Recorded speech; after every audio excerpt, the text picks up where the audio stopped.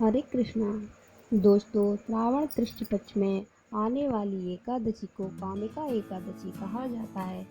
इसे पवित्र एकादशी के नाम से भी जाना जाता है, जो कि इस बार 16 जुलाई दिन गुरुवार को है। इस दिन को व्रत करने वाला व्यक्ति सुबह स्नान आदि से निवृत्त होकर स्वच्छ वस्त्र धारण कर श्रीहरि की प्रतिमा को पंचामृत से स्नान करवा के पीत वस्त्र धारण करवाएं।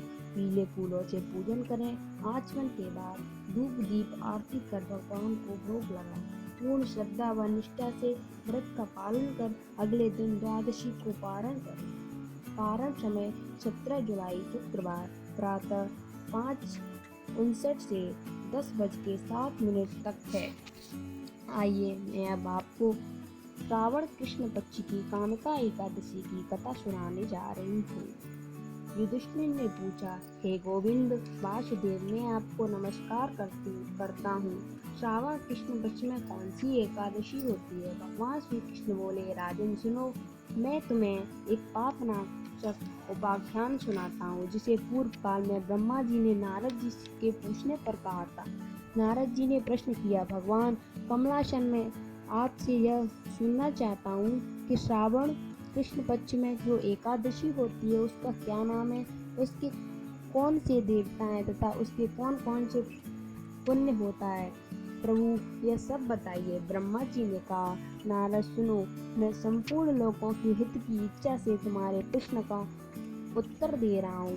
श्रावण मास में जो कृष्ण पक्ष की एकादशी होती है उसका नाम कामिका है। उसके स्मरण मात्र से वाजपेयी यज्ञ का फल मिलता है।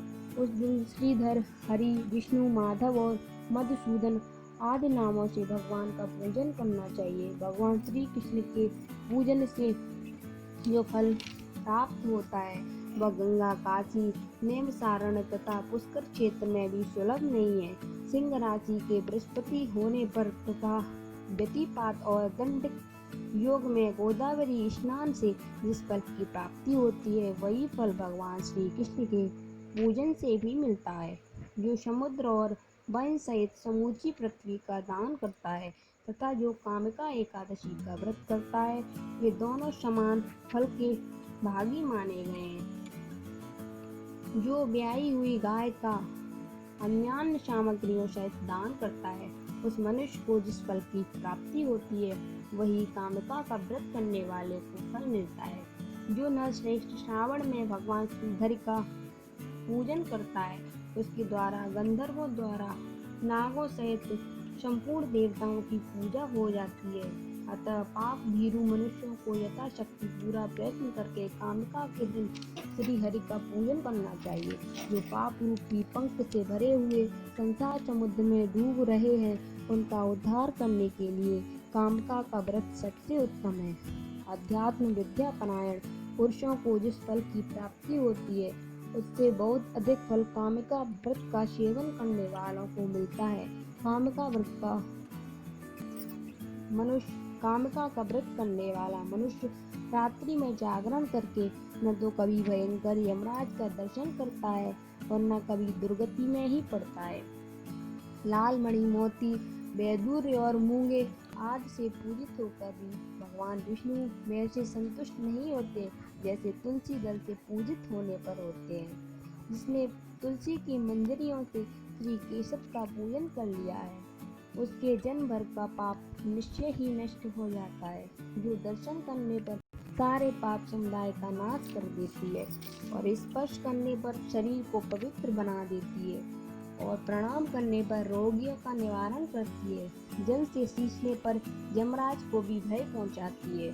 आरोपित करने पर भगवान श्री कृष्ण के समीप ले जाती है और भगवान के चरणों में चढ़ाने पर मोक्ष रूपी फल प्रदान करती है। उस तुलसी देवी को नमस्कार है। जो मनुष्य एकादशी को दिन रात दीप दान करता है, उसके पुण्य की संख्या चित्रगुप्त भी नहीं जानते। एकादशी के दिन भगवान श्री कृष्ण के सम्मुख जिसका दीपक जलता है, उसके पितर स्वर्गलोक में स्थित होकर अमृतपान से तृप्त होते हैं। घी अथवा तिल के तेल से भगवान के सामने दीपक जलाकर मनुष्य देह त्याग के पश्चात करोड़ों दीपकों से पूजित हो स्वर्गलोक में जाता है। भगवान श्री कृष्ण कहते हैं कि युधिष्ठिर, यह तुम्हारे सामने मैंने कामिका एकादशी की महिमा का वर्णन किया है। कामिका सब पातकों को हरने वाली है, अतः मानवों को इसका व्रत अवश्य करना चाहिए। यह स्वर्गलोक तथा महान पुण्य फल प्रदान करने वाली है। जो मनुष्य श्रद्धा के साथ इसका महात्म श्रवण करता है वह सब पापों से मुक्त हो जाता है और अंत में श्री विष्णु लोक को जाता है।